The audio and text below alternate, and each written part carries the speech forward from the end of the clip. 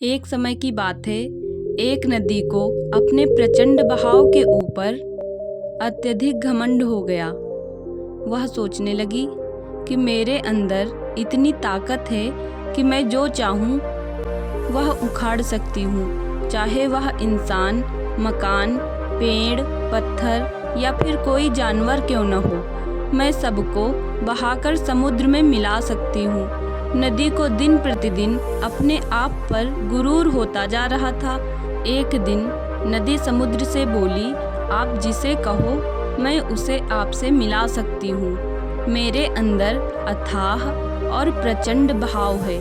समुद्र समझ गया कि नदी अपने अभिमान से चूर है, क्यों न इसको इसका आईना दिखा दें। समुद्र ने नदी से कहा, क्या आप मेरे लिए एक छोटा सा काम करोगी?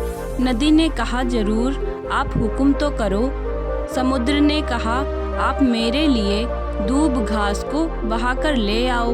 नदी मुस्कुराकर बोली, इतनी सी बात, अभी दूब घास का ढेर लगा देती हूँ। नदी अपने प्रचंड वेग से खेतों में लगे दूब घास को उखाड़ने की कोशिश करने लगी, लेकिन जब पानी का बहाव आता तो घास नीचे बैठ जाती। इस तरह से नदी कई बार प्रयास करती रही, लेकिन दूब को उखाड़ नहीं सकी।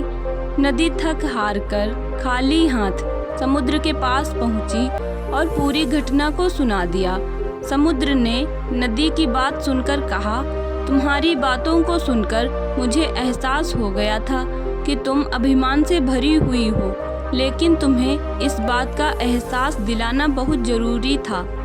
समुद्र ने नदी को समझाते हुए कहा, जो पेड़ और पत्थर की तरह कठोर होते हैं, उन्हें उखाड़ने में देरी नहीं लगती। उन्हें चाहे पानी का बहाव हो या हवा का झोंका, एक ही झटके में उखाड़ देता है।